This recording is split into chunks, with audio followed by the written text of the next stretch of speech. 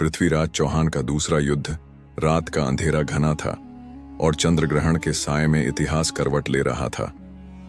दिल्ली के किले में पृथ्वीराज चौहान अपने सेनापतियों के साथ युद्ध की रणनीति बना रहे थे। दूसरी ओर अफगानिस्तान से मोहम्मद गौरी एक बार फिर हिंदुस्तान पर कहर बनकर टूटने को तैयार था। तराइन का मैदान, जहां कुछ साल पहले ही पृथ्वीराज ने गौरी को धूल चटाई थी, लेकिन इस बार हालात बदले थे। दुश्मन ज्यादा शातिर था और उसके इरादे ज्यादा खतरनाक। गौरी ने इस बार सिर्फ अपनी सेना नहीं बल्कि गद्दारों की एक पूरी फौज तैयार की थी। रात के अंधेरे में कुछ हिंदू राजाओं ने लालच में आकर पृथ्वीराज का साथ छोड़ दिया। एक संदेशवाहक भागता हुआ आया, महाराज, कुछ सेना नायक दुश्मन से मिल गए हैं। लेकिन पृथ्वीराज की आंखों में अब भी वही ज्वाला जल रही थी। हम पीछे नहीं हटेंगे। दोनों सेनाएं आमने सामने खड़ी थीं। तलवारें म्यान से बाहर निकल चुकी थीं। गौरी की सेना संख्या बल में अधिक थी, लेकिन पृथ्वीराज के योद्धा वीरता में अडिग थे। पहला वार चौहान सेना ने किया। गौरियों की पहली पंक्ति ध्वस्त हो गई। घोड़ों की टापों से जमीन कांप रही थी। तलवारों की चमक आंखों को चौंका रही थी। पृथ्वीराज स्वयं रणभूमि में कूद पड़े, एक के बाद एक दुश्मनों को धराशायी कर रहे थे। लेकिन तभी एक अनहोनी हुई। अचानक चौहान सेना के पीछे से हमला हुआ। गौरी के गुप्तचरों ने हिंदू सेनापतियों को खरीद लिया था और अब वे अपने ही राजा पर वार कर रहे थे। पृथ्वीराज को विश्वास नहीं हो रहा था। क्या अपनों की ही तलवारें उनकी ओर उठ चुकी थीं? गौरी मुस्कुरा रहा था। उसे पता था कि इस बार वह छल से जीत जाएगा। रणभूमि पर रक्त की नदियां बहने लगीं।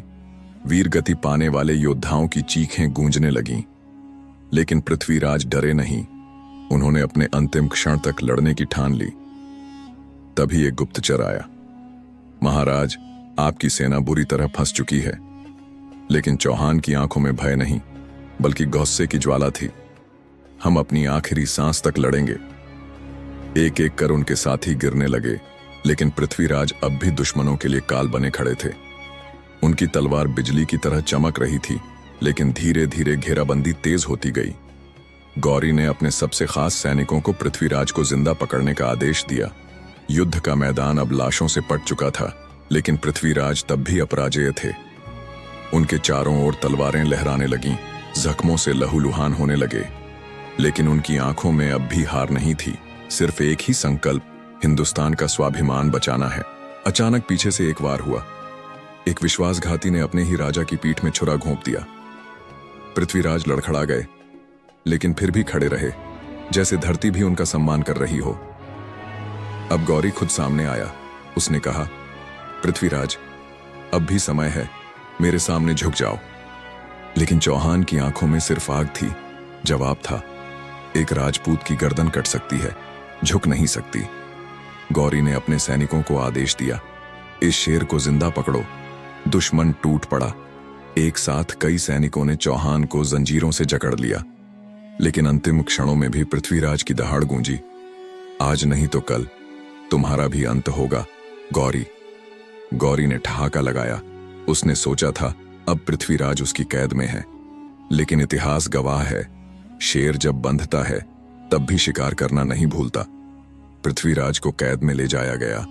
उन पर भयानक यातनाएं दी गईं। गौरी चाहता था कि चौहान अपने पराजय को स्वीकार कर ले, लेकिन वो चट्टान की तरह अडिग रहे। एक दिन गौरी ने अहंकार में कहा, अब तो तू अंधा हो गया है, तू मुझे क्या नुकसान पहुंचाएगा? पृथ्वीराज मुस्कुराए। शेर की आंखें नहीं, उसके पंजे उसकी ताकत होते हैं। फिर आया वो दिन जब पृथ्वीराज ने अपने शब्द भेदी बाण का कमाल दिखाया। गौरी को लगा अब यह अंधा राजपूत उसका कुछ नहीं बिगाड़ सकता। लेकिन पृथ्वीराज और चंद्रबरदाई ने एक आखिरी चाल चली। गौरी को तीर चलाने का खेल दिखाने के लिए बुलाया गया और फिर एक ही तीर से चौहान ने दुश्मन के दिल को भेद डाला। गौरी की आंखों में अविश्वास था। वो समझ नहीं पाया कि यह कैसे हुआ। चौहान ने अपनी अंतिम सांस में कहा, अब राजपूतों की आन बच गई। गौरी तड़प रहा था। इतिहास का सबसे बड़ा धोखेबाज आखिर अपने ही षड्यंत्र में मारा गया। और इस तरह पृथ्वीराज भले ही शारीरिक रूप से हार गए, लेकिन आत्मा से अमर हो गए। आज भी हर भारतीय दिल में पृथ्वीराज चौहान जिंदा है, क्योंकि राजपूत की तलवार भले ही टूट जाए, लेकिन उसका सम्मान कभी नहीं झुकता। यही थी पृथ्वीराज की आखिरी लड़ाई, लेकिन सबसे शानदार जीत। एक राजा जिसने अपनों की गद्दारी सहन की, लेकिन कभी अपने स्वाभिमान से समझौता नहीं किया। आज भी इतिहास चीख चीख कर कहता है, ऐसे वीर बार बार जन्म नहीं लेते।